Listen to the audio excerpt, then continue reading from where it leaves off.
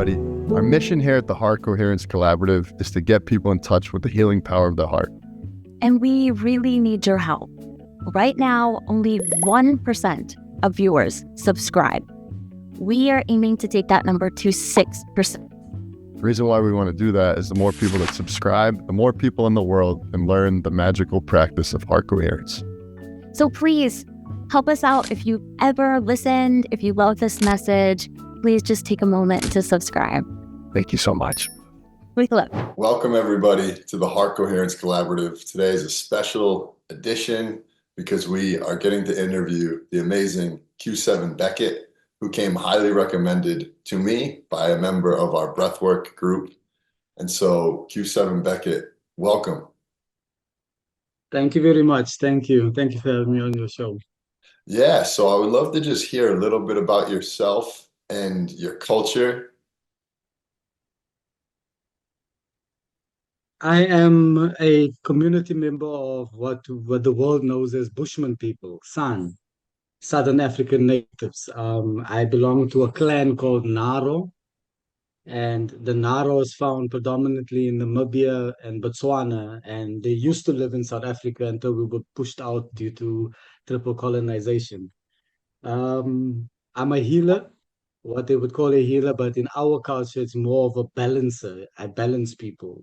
I find ways to find paths. So in my community, a healer is looked at as a pathfinder. So I'm a pathfinder. We really can't say we heal anybody. They do that themselves. We find paths to them in their healing. We connect them. So as a pathfinder, I'm also an Indigenous leader. I work with the youth and with the healers, the people that's called healers. And I try and create awareness of who we are and what is our possibilities to assist other people. Great. I would love to just start off by learning a little bit more about what is a Bushman for anybody that doesn't know. What's a day in the life of a Bushman like? Well, when I say Bushman, it's to block out a whole lot of semantics and a whole lot of, how can I say, folklore and come with fact. We are a group of people that comes predominantly from the bush in Southern Africa. And it is better to title us as Bushmen than title us as Khoisan, which is currently the trend. And if you look at the word Khoisan, it speaks about two different groups of people, one Khoi, one San, but pronounced together, it is Khoisan, which generalizes the clans of the San and undermines who we are as a group of people. And we in South Africa, we have a difficulty with that because the word Khoisan is actually a German word. A German zoologist that couldn't pronounce our clan names just found an abbreviation and it stuck forever. Okay, cool. So a Bushman is a person who grows up in the bush. Grows up in the bush. And what is that like, growing up in the bush? What is it like? Growing up in the bush is understanding your rites of passage. It begins there, you know. A lot of people ask me, Q, in the bush, what is the law? And I'm like, the law of life, the rites of passage, what you do when you grow up between birth and maybe about, say, 10, 12 years old. What happens between 10, 12 years old till 18, 19?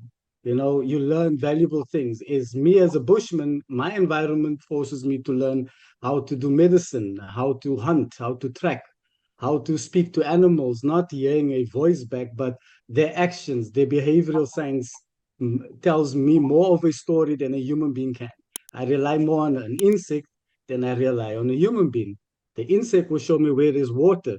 The human being will become forgetful and lose his way.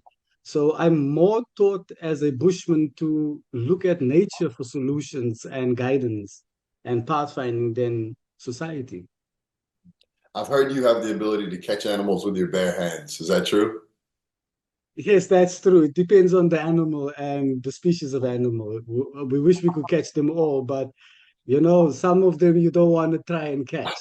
And it is better mimicking, watching them and mimicking them. You learn what they do when they have a bad tummy. They'll eat a certain plant and they'll regurgitate. You eat that same bad plant when your stomach is bad and you've learned a lesson. So it's about also following them and tracking them to learn from them, not just only hunt from them. I love that. And what are some of the things you learned from them? Family. For example, you have a finch bird, little yellow and black bird, popular in Africa. I'm not sure in your country, but a finch bird has these nests that they build. And when they build these nests, some of the nests are real, some of them are fake. This is for snakes. So when snakes come in, they go into the wrong hole. That gives one bird enough chance to alarm everybody. So we learn how to react within community, how to build safety. Then it teaches us between the relationship between the male bird and female bird. Will teach you how a husband and wife should behave with each other. The finch female, for example, will watch the male come in with a piece of grass. If it's not to her standards, she will not allow it to be part of making the house. And that is what we see today in our daily life. So learning better from them, we learn how to be better husband and wives, how to build a house, how to build a community. And that's just out of one flock of birds you learn that from. Yeah. And then there's other animals that teaches you guidance, thoughtfulness, even though you have rough edges, mindfulness with rough edges, but it teaches you how to be mindful in a different way. Hmm. Now, I love that answer, by the way. That was a beautiful answer. I would love to hear how, like, when did you realize that you were more connected to spirit maybe than other people in your tribe or more aware of it? We all are. You all are. We all are That's from great. birth.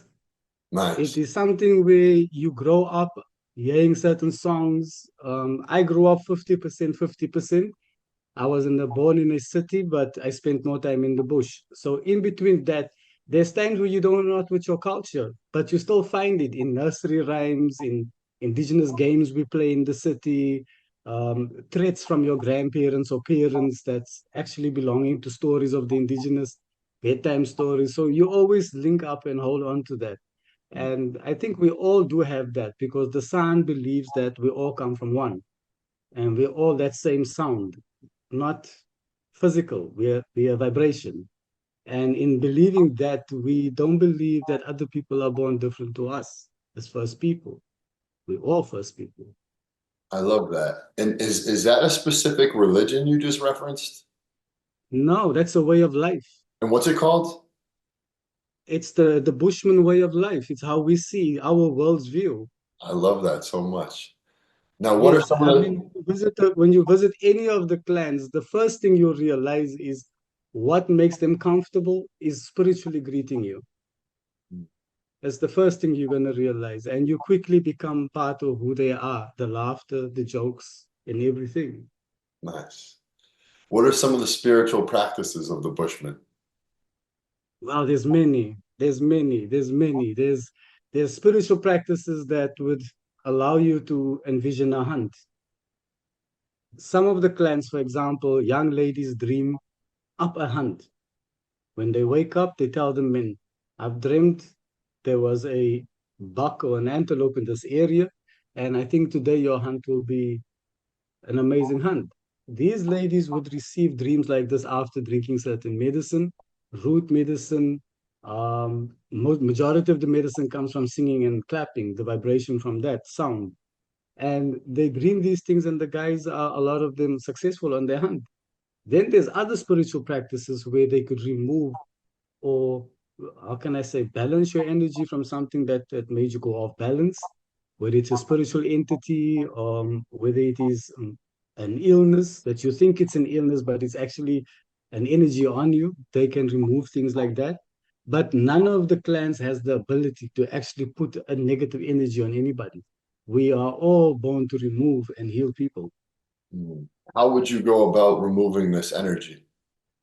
Wow, it's a powerful experience. You sit there with them, the elders start singing, yodeling, clapping hands. I play a bow, a sound mouth bow. The resonance also affects how you spiritually awaken, how you see yourself spiritually, how you feel. What does your voice do? Because it's just not about yodeling and singing. You hear things within that, and this person is sitting there, and we call upon our great ancestors or the energy of this, and we would say certain words. we call them Eikhan Abuhan, meaning the first ancestors, the first of them that understands who we are. And in that, we seek to be recognized by them. As you can see, I wear these beads. If I take them off, my belief states that I'm not recognized by them no more. I can't be seen by them. When I put it back, my ancestors now can recognize who I am out of everybody. Now, in this, there comes now many other forms that of disciplines you need to understand and how to call up. What are some of those disciplines? Some of them is not coming out of the bush. I've seen people sacrifice for this type of knowledge. And this type of knowledge, if you look at basic shamanism today, Bushman shamanism hasn't been exposed to the world, not fully. You see the YouTube video and things like that. But due to that, they've been saved from a lot. They still have a lot of their belief intact.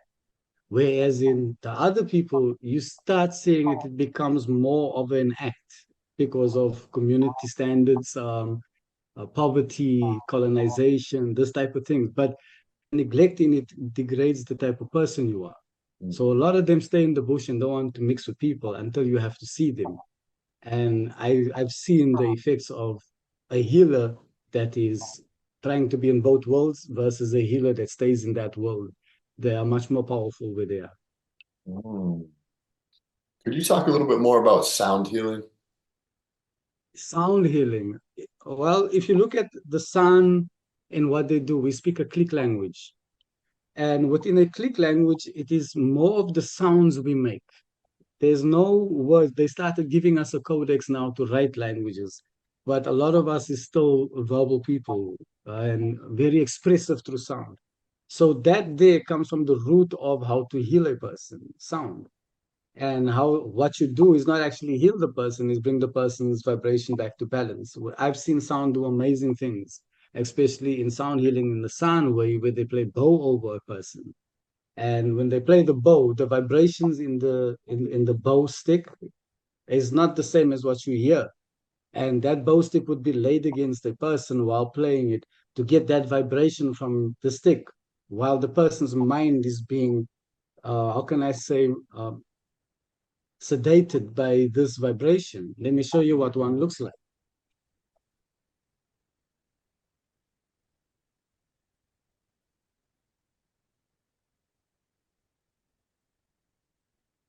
This is a sound mouth bow. It's one string. You play, makes a certain sound, but that's not a sound. The vibration you can hear. But when you do healing, it changes.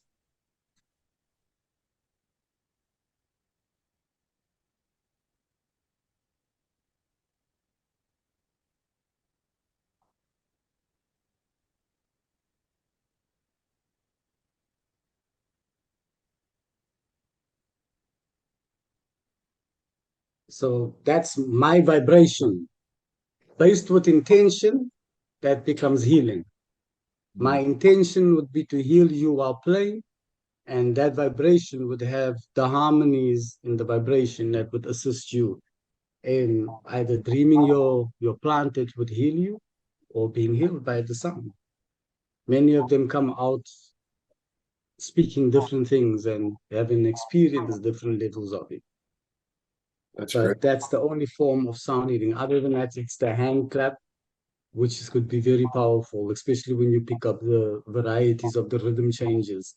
If you know a human brain, that sudden change in sound creates sudden vibrations the brain goes through. The sun has ways where they hand clap. And while you're sitting there, it's like you're getting refreshed every time the hand clap changes. So this is also, again, where the intention comes in. And the person is first introduced to the intention, much like what I do with even say my modern ways of doing it. This is the ancient way, and my modern ways of doing that is using electromagnetic therapy, where I broadcast energy to a person, and that person will feel the frequency, and the electromagnetic field would assist this person in balancing the person.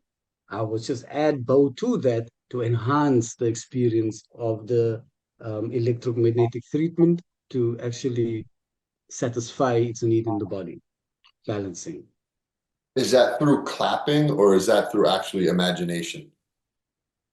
First, the intention is based by imagination. You have to see your intention. You need to see yourself well. You need to see yourself joyful, happy. And within that, that is all you need. The rest is up to me. If it's in the bush doing it the olden people's ways, then it's the hand clap and the bow play there and the lady. Now I'm an urban version of my indigenous clan. I'm living in a day and age where there's more radio frequencies and every other thing, from genetic food to anything, whether you're in America or in South Africa, we're practically facing the same off balanceness. And I have to find ways to better my technique as an indigenous healer. And to better my technique is an instrument I use, vibronics, that could help me broadcast this or copy an old energy of you to show the version that is experiencing something now, what you used to be like happy. And these things work, they kick in, and it's an age-old study. Yeah, I love that. Could you show me an example of the clapping? Is that possible? Well, the clapping, there's different clapping, like you would clap. Yeah. But then there's clappings that says one hand open and one hand closed. And then there's clappings where the fingers move open and closed. So it's about understanding, listening to 10, 20 people doing that. That's when you feel the power of this. I'll send you a WhatsApp video of what it sounds like and see the main action. It is quite remarkable. I've never seen anybody walk away from it not changed. It affects you. Wow, I love that. And is that something my friends could learn and start practicing?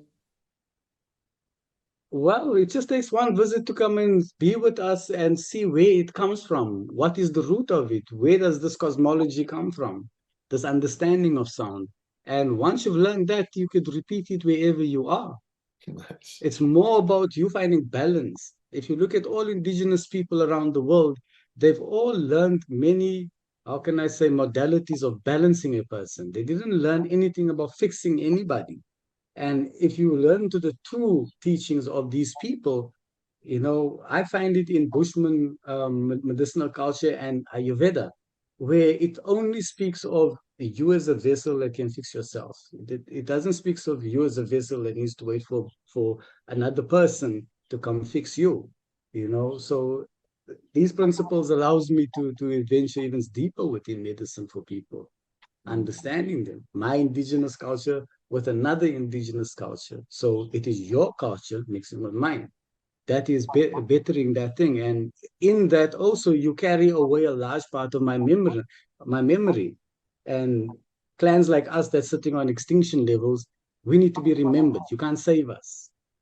We need to be remembered so that other clans don't disappear. Yeah, absolutely. Could you tell me a little bit about like Bushmen and how everyone interacts as a community? As a community, I mean, this is a hunter-gatherer community. They're not like the pastoral Africans family scene that you normally see, the Bantu, the Nguni. These are different communities. These are tribal people. We are hunter-gatherer, pastoral. People are different. We hunting, we have no domestic animals. We have no domestic. We've only now recently found goats and dogs and stuff, but normally we never had these things. We are a community that is very close to each other. We are a community where one child is raised by an entire village. And when you have to be punished or investigated for anything, there's a community way through the elders to do that before you go to the conventional courts of today. So there's much of the community still intact when it comes to our indigenous law. Wow. That is absolutely amazing. Is there anything specific that you would want us to know as a culture about your culture? Like Americans, is there anything you'd want Americans to specifically know about your culture that they might not know? Something that Americans might not know. We were once one continent, Gondwana. That part of America was once linked to Southern Africa. We were once that. Americans need to remember that. This is called distant relatives all around the world. We should stop seeing each other as different groups and we should start seeing each other as distant relatives. it might change how we treat each other and how we feel about each other. Because misconceptions of the internet changes how a person feels about a beautiful country. I see myself as a landscape, not as a person. Americans should start seeing themselves as landscapes. They would become better people and even stronger people and healthier people. And I can only say one thing, that it has been a country that has been a great example to Southern Africa in all its ways, white and black, and its indigenous. And I think it's an important thing for Americans to know how important that country is to us in Southern Africa. We've learned so much from them that everything we do is a second from America. Yeah. So their image and their behavior and who they are as a person, if they change, I believe they could affect American life, Southern African or African life by just changing their life, something that we mimicked so well. Could you talk a little bit more about seeing yourself as a landscape and not a person, and what that means to you? As a person, I'm selfish. I see development for myself only. As a landscape, I see development for everything on it. If a grass is not growing on that landscape, I need to investigate it same way if I have a rash on my body. I need to investigate it. As a person, I may overlook that and say it's not yet that bad. But as a landscape, I need to investigate it immediately. It could be worse than what I thought. So it also teaches me about medicine. Everything is medicine. You have to find the balance. And the more I see myself wider, I find more balance in that. The more I see myself as a person for only community, I see myself stressed and tired and not finding enough breathing space. But if I see myself as a landscape, I can accommodate all that stresses because I have enough breathing space. Yeah. Could you just talk a little bit about the difference between the male role and the female role in your community? Very together, very together, very together. You find relationships last together very long. This is because of the non-value within the external world they share.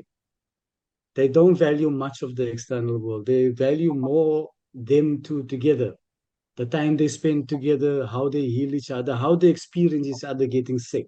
They don't just run to the hospital. They see each other's weakness at that point. They find each other's humbleness at that point. They can be again the people who they met.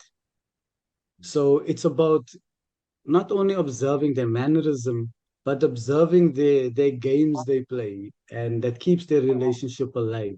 It's a childhood, how can I say, relationship that never grew up. Many of these people have a very weird, funny relationship till late in till they die. Has the Bushman community changed at all over the last, say, 30, 40 years? Well, you must understand, in the past 100 years, we just come out of two concentration camps from the Germans that created the first concentration camps of the 20th century. Before Israelis, who is now in Israelis, were in Germany trapped. We were the first. And we survived a slaughter from them, the British, and the Dutch, and then the South African Black community as well. So you're looking at a community that is still not understood, yet is the baby of all chaos and mayhem in most societies, politically. Yeah. What way could I help the Bushmen in any way, shape, or form from where I am? Knowledge of who they are, who the clans are. You have the Naro, which I belong to. You have the Kung, you have the Ujukwasi, you have the Kakwas, you have the Ui, you have Heishlum. For example, the Heishlum, their name means tree sleepers, people who sleep in trees. They don't sleep on the floor. They are Bushmen that hunts and sleeps off from the ground.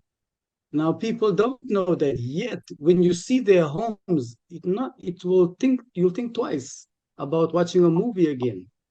There's many of the American movies that has these designs, but no one could put their fingers on who is the sculptures.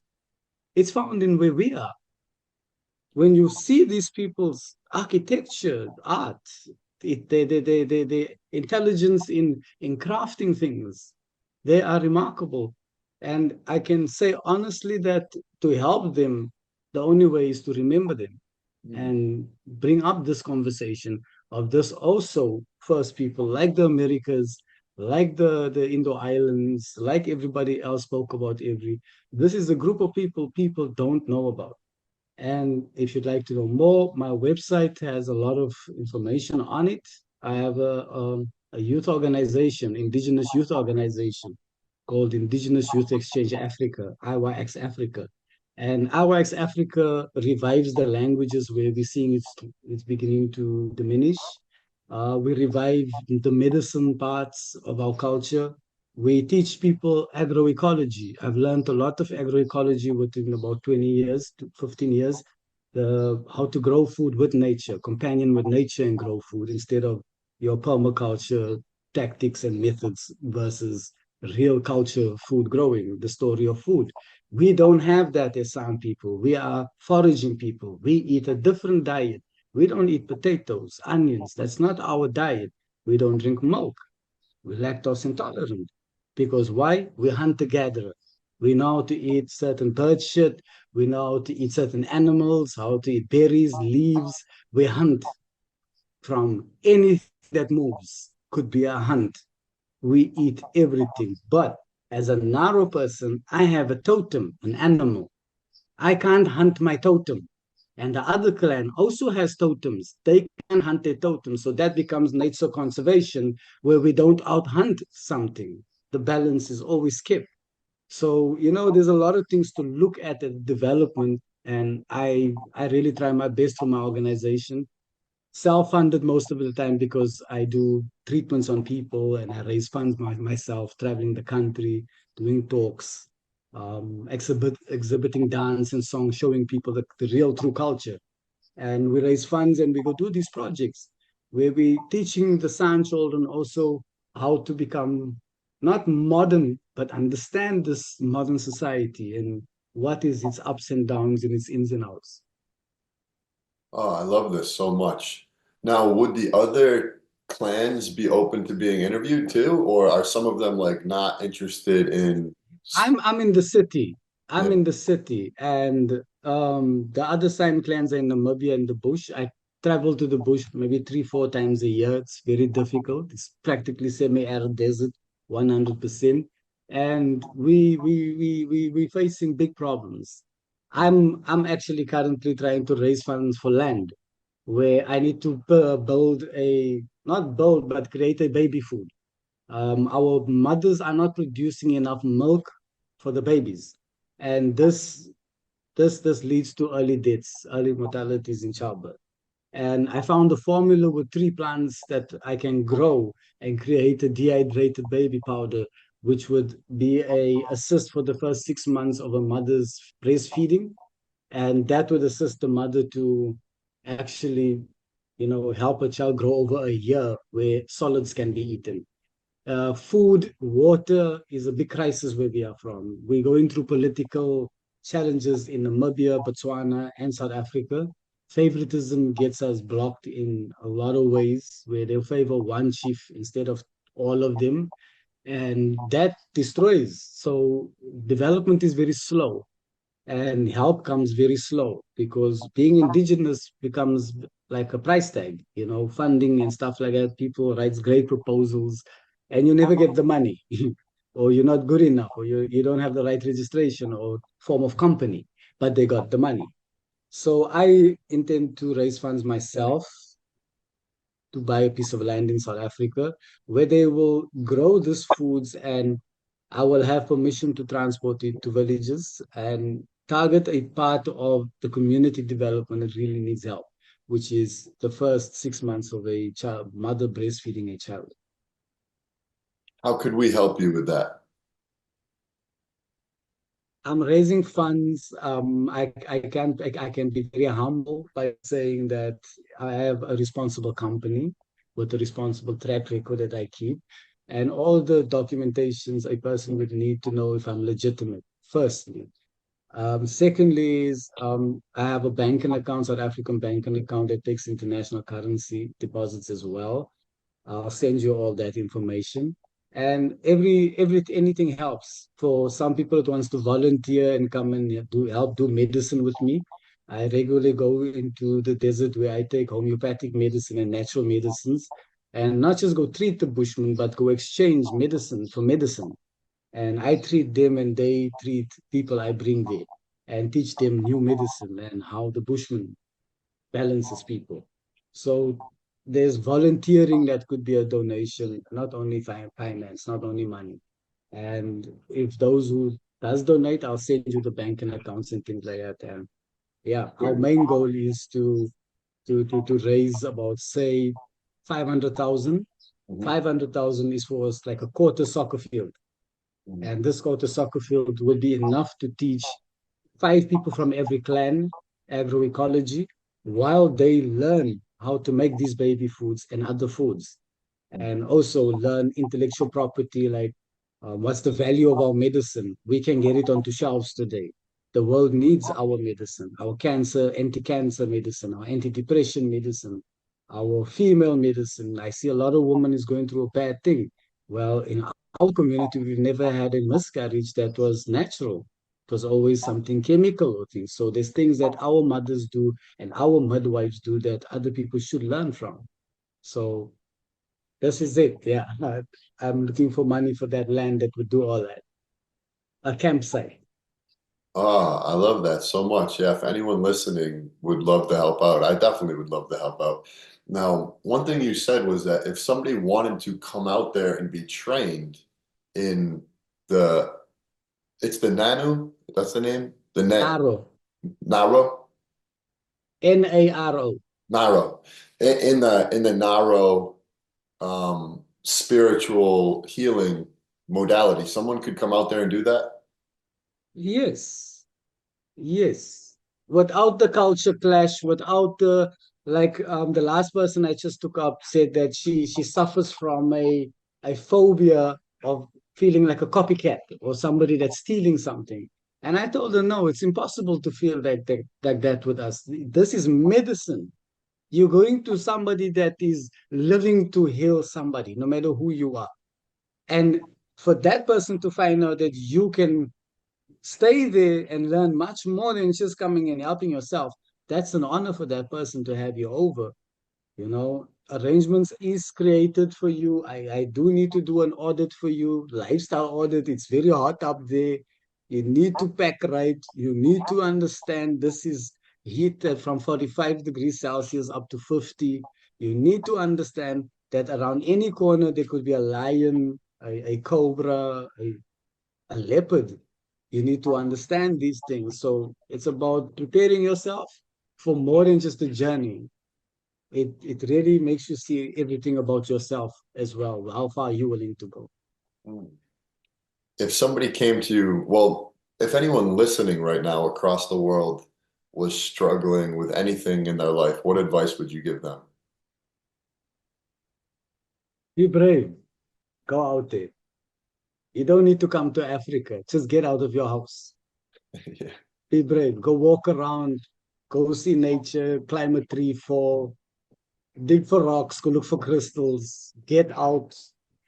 Try every plant you can. Understand them first. Don't just rely on medicine and healers and people who call themselves shaman. Just go out there first. First, experience it for yourself. Do the main jobs yourself. Mm, I love that. And could you just talk a little bit just about your culture's interaction with nature? Is it kind of like you guys worship nature as, We partner with nature. yeah. We partner with nature. We become one with it. If you look at where I get my poison for a bow and arrow, it comes from a beetle. This beetle drops a lava onto the floor that digs about 30 centimeters in the ground. I need to find this. But before I dig for this beetle, there's a respect I need to give that tree. I need to be grateful for it because it gave that beetle a place to actually find better life. And that life feeds me and helps me to hunt. Then it's finding other balances with nature that you normally don't see anymore in community. We live with as least as possible, not because we're nomadic, no, because it's less worry. It's less worry. The more you acquire, the more you worry. And you learn that nature also has less of a lot. It might look a lot. It's a big bush. You say, no, look at a lot of nature. Actually, no, that's not a lot of nature. It used to be a lot of nature. What you're seeing in front of you is little communities surviving, like your little community surviving. That's the difference. And if you learn better to learn from us, how to be in society, how we learn to just take a walk down the road. It's very important people should learn things like that from us. We pay attention to a lot of nature. Every indication, you go walk, you get lost in the bush. We can't get because we observe the trees, some of them as dead trees that has got certain shapes. That tree will never get cut off because it's like a highway, the bush. That's a turn off sign for somebody. You'll find all the trees will get picked up that's dry, but not those ones that stand up. These are very important things to know. That's how close your relationship with nature is. Where some Bushman clans would go as far as not wanting to move in a certain area because they might step on an insect. Wow. Hitman will stand still in the heat. Some of them in has the hunting rituals where they would show respect to a great animal, like a big kudu, many twists in the horns. This is an elder animal. They would not shoot it with a bow and arrow. They will run hunt in the middle of the heat. They will run and the animal will die in that man's hands, sit with that man, and that man would gracefully wait until that animal has left his body. Now, if you don't find any hunt that close, there's something wrong. The fact that we still have hunts that's that close to human nature, there's still hope for humans. Because these things still happen and it's a beautiful thing to look at and experience, but also a difficult path to climb on to do a hunt run, because that is where you challenge not only nature, you challenge yourself equally, 100%, 100%. There's many outcomes there. The more outcomes there is, the more manly or womanly you would become, because any of those outcomes could be negative to your lifespan. Mhm. That's the bush. So you learn to respect who you are before respecting anything. Mhm. And that's something we forget. We respect so much external things that when it comes to respecting yourself, you need to have a rule book for you to do that, or you need to go to a meditation for you to do that. Mhm. We need to swap that back. Yeah, I love that. Now, I do interviews with my partner Leah, and so I would love to have you back on with Leah and keep interviewing you because this is such an amazing conversation. If you'd be open to it. Yeah, thanks, my man. Yeah, yeah. And then if there's anybody else that you ever want me to talk to, just to get the word out, I would love to support you any way that I can. I will do that, my man. I will do that. I'll send you a list of some young people that's been leading in our youth development and trying to show the world who we are. And they belong to other clans. I belong to the San Chief Council and the technical committee to the San Chief Council. So any of the chiefs, I'll try and see who I can get to speak. Those of them that can speak well enough. Some of them are very not shy. They just won't speak because they're not gonna try and make a fool out of themselves. Yeah, So yeah. yeah. Yeah, well, I would love to have you back on, man. This has been an awesome, amazing conversation, and I know our entire community is gonna love this. And anybody listening, because I'm gonna interview Q7 Beckett again with Leah, please send us any questions you have to ask because I want to keep this conversation going. I think it's amazing, and I'm so excited to continue to learn about your culture. This conversation was awesome. Thank you very much, my man. That's the main thing. The more people know about us, the less lonely we feel in this world. Yeah, well, let's get the word out. Thank you. Is there any final message you want to send out to our group? I would say that, you know, be the medicine that life gives you. You can't fix a lot of things. I've learned that as a leader and as a pathfinder. I have had the world climb in my head. The less of that world in my head, I became a better person.